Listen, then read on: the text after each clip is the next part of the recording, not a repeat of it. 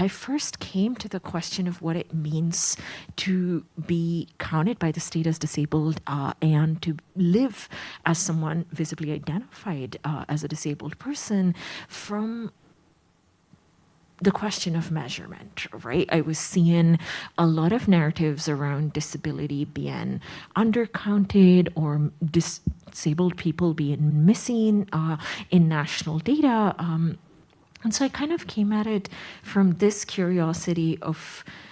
or both curiosity and I would say half-formed understandings of disability as a thing that was tricky to live with because of partial representation. And as I've sat with this question and others related to it over the years, I've seen my research participants respond in ways that make them not just passive recipients of whatever processes try and datafy their embodied experiences, but also people who actively respond to the ways that their experiences are made into data. So for instance, the example that I shared earlier of someone being 40% blind or 60% deaf is often, as I saw during fieldwork, less so a percentage that's handed down by a doctor and more so one that people actively try and negotiate. And when I say negotiate, I mean, for instance, in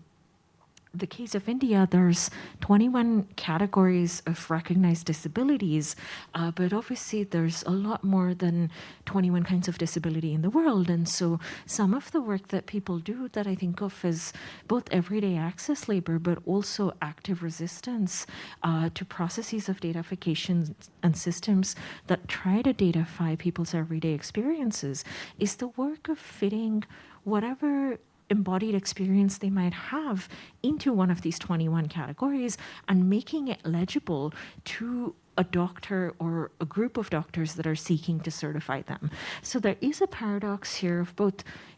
being surveilled by the state when you are identified, but also negotiating some of that surveillance and representing yourself in ways that you continuously want to.